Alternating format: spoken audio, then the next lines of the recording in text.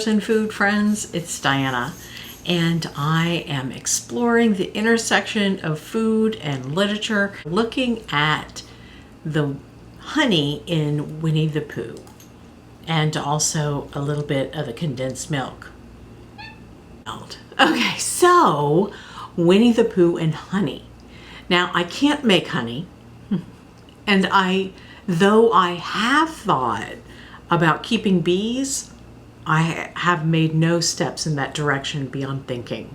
So I can't make honey, but I did make condensed milk because in the chapter/short story that I read, Rabbit asks Pooh if he would like honey or condensed milk on his bread, and Pooh says yes, but forget the bread and forget the plate. So I'm like, well, let me make condensed milk. I've seen people do it and I thought I might as well try it. Hi, it's Diana, and I am going to make sweetened condensed milk because I cannot make honey. So I have my recipe, and the ingredients are, it's a short list of ingredients, and it looks like the main thing is thyme. So I need to add 4 cups of milk, about 3/4 cups of heavy cream, some toasted sugar, which I did. Hold on, I'll get it. That I did one day.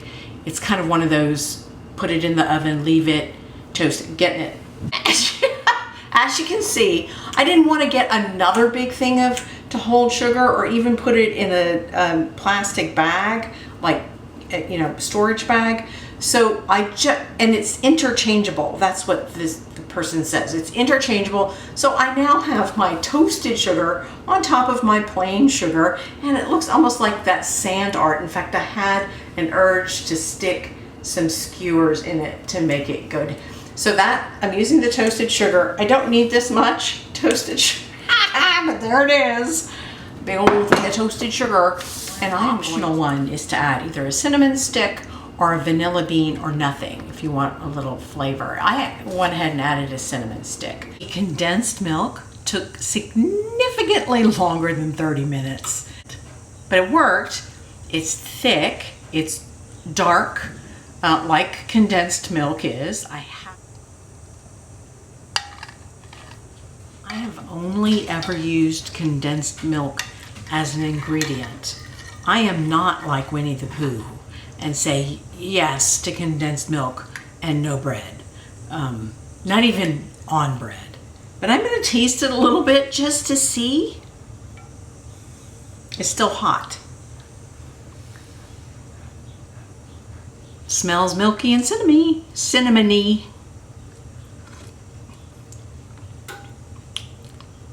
I have a piece of cinnamon stick, and it reminds me of eggnog, very much like eggnog, except cinnamon instead of nutmeg. Good. No, I was like, it's good. No, it's good. I do not want to just take a spoon and eat it. My dad used to do that. So what I did do is I make masala chai, and I mixed you can see it at the bottom. But the star of the show is supposed to be honey. So I approached honey kind of like I did with the gin in 1984. I wasn't going to make gin. So what I did was I came to it with a question. Well, I don't have one overarching question about honey. I asked several questions. Okay, question number 1. Do bears really eat honey? Pooh Bear certainly eats honey, but do bears really eat honey? And the answer I found is yes. Brown and black bears eat honey. Polar bears not as much. But they're not like, well, you see Pooh with a big old glob of just honey. Bears eat the whole hive. So they eat the honey, the comb, the bees, the larva. And the article says that the larva is a good source of protein. So bears are not picky. Also, that bears will eat a bee farmer's hives. So what some bee farmers do is put up electrical fences to keep the bears away from them, and some bears will endure the electrical shock to get to the honey. Kind of reminds me of some of the things that Pooh endures to get to the honey. If a bear, so what I came away with it, and I'm going to apply to honey and bees, is if a bear wants it, a bear's going to get it. Which is also true with Pooh. Well, he doesn't always get it, but he surely tries. Okay, question number 2. What bees make honey? I know honeybees make honey. Are they the only bees that make honey? And the answer is no. There are, not all bees make honey, but there are many bees, different kinds of bees that make honey. In fact, there's some bees that don't sting that make honey. The bees that do make honey are bees that are in a structured social, like the next 2 words I'm going to use are the same. A structured social structure or a structured social society. How about a structured society? So with the queen and the worker bees, they work together. If it's a solitary bee, then they don't make honey. Bumblebees, I thought bumblebees didn't make honey. Bumblebees make honey. They just don't make enough honey for humans to make the effort to harvest their honey. Something like that. So I thought that was interesting. Also, that there are other insects that make honey.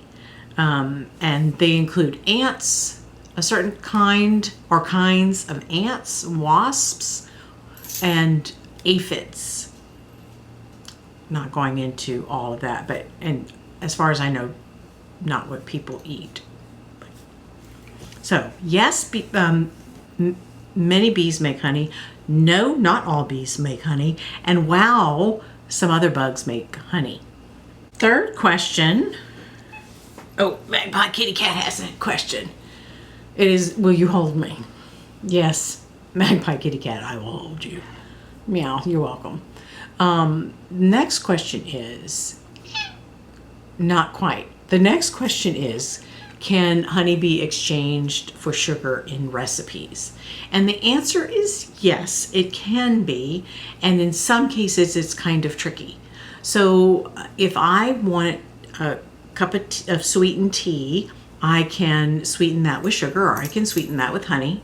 If I want to eat a bowl of oatmeal and I want to sweeten it with sugar, or I can sweeten it with honey. The tricky part comes in baking. Because honey is a liquid and sugar is a solid, and honey is sweeter than sugar. So they don't correspond exactly.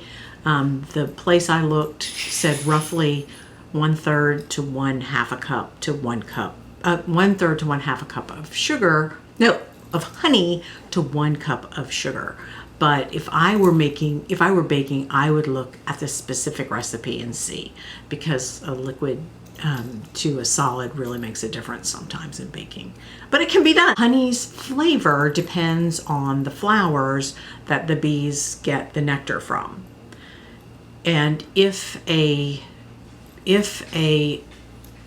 honey is called wildflower honey, that means that the bees got the nectar from all kinds of flowers.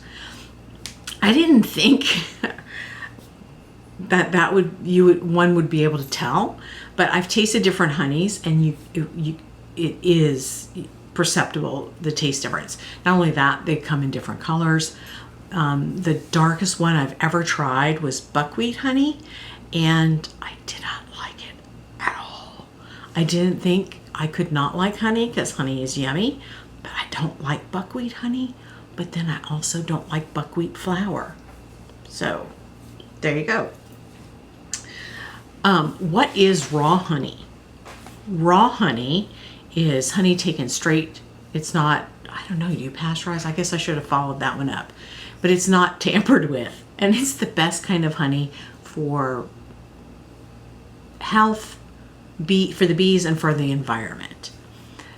Since I said health, I didn't look into if honey has medicinal benefits or health benefit. Now I turned a little bit to the condensed milk and the question, and I thought I was going to look for this and find nothing. Do bears eat condensed milk? Well, okay, bears will eat a lot. So if they come upon some condensed milk, they'll eat it. And I did find a website that had a bunch of pictures of Russian soldiers, not recently, feeding polar bears condensed milk, which I thought was crazy time because polar bears are pretty fierce and I would not feed a polar bear anything, quite frankly. They're so cute. They look very huggable and their ears look so soft, but no, not for me. I'll just think about them and think how cute they are, but I will not feed them condensed milk. But apparently, yes, bears will eat condensed milk. Do people eat condensed milk by itself, not in a recipe? Like I said, I've made fudge with it, and I've made tres leche with it, and now I've made tea with it. But apparently my dad's not the only one. People do eat condensed milk out of the container. I saw some recipes for French toast made with condensed milk. Wow. Maybe I'll try that sometime. Anyway, that's my exploration of honey and bears and bees and a little bit to the side of condensed milk. And then we'll go back to Winnie-the-Pooh and see how it fits in building or telling the story, how it's a building block to the storytelling.